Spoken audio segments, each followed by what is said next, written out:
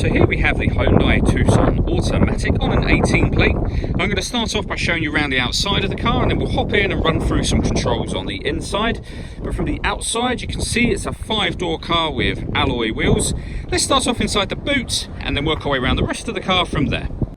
So as we approach the boot, you can see we have reversing sensors, plenty of boot space as well, along with that 60/40 split folding rear seat, and then underneath this tray section, a full-size alloy spare wheel, which is incredibly rare.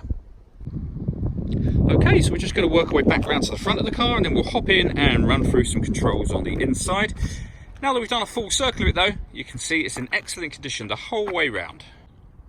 Just briefly before we climb in, I think it's what we're seeing the interior from this exterior point of view. There's plenty to run through on the dashboard, so let's hop in and we'll do that right now. Okay, now that we're inside the car, we're going to start with the dials. On the left-hand side we have the rev counter, and on the right-hand side the speedometer and fuel gauge. In the middle you can see the total miles of this car, which are 10,794. The information that's displayed above that can be changed using controls on the steering wheel. So there's various different bits of trip computer information, including a digital readout for the speedometer, but there are other menus available to us, all of which are shown along the top there. So we've got satellite navigation, vehicle systems, audio, settings and user settings as well, and then eventually back round to the beginning again. And to go through those options, use these controls just here. We've also got cruise control and speed limiter over that side as well.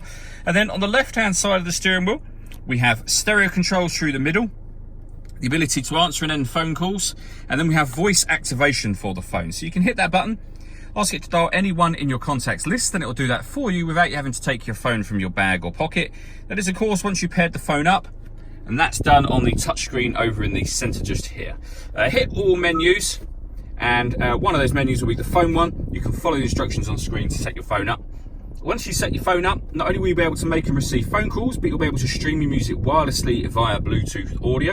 While we're on the subject of music, you can see this car has got Android Auto and Apple CarPlay as well.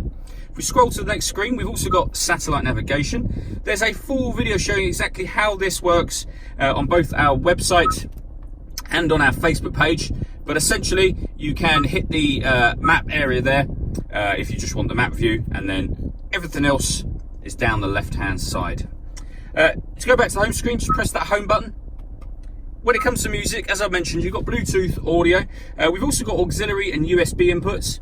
And then when it comes to the radio, we've got DAB, FM and AM radio all available to us. And finally, a full colour reverse camera with guidelines showing you what direction the car is headed in relation to the image that you see on the screen. Working our way down, we have dual zone climate control, so you can adjust the passenger and driver temperature, fan speed up and down. You can determine where you'd like the air to be distributed. Air conditioning is on, off or back on again. Or you can hit auto. The car will now maintain the temperatures you've asked for by taking full control of the fan speed for you, and you can hear it doing that now. To override that, just readjust the fans to whatever level you want them on. For those colder winter days, we have heated driver and passenger seat. The passenger one's just there, both with 3 different heat settings each. Under that, 2 12-volt charging sockets, as well as the auxiliary and USB inputs that I mentioned previously. The gear lever for the fully automatic gearbox. This button here turns off the parking sensors, and then these 3 are all to do with the way the car drives. So you can lock the car in 4-wheel drive, you can turn on downhill brake control, and you can change the driving mode from normal to sport. Whatever setting you adjust will show up on here. So you can see over on the right hand side, it's just come up in orange to let you know you've locked 4-wheel drive. That's now off, on, off. Downhill brake control is the green one that's just come up. That's on or off. And the steering mode, sport or normal. And you can see that just there.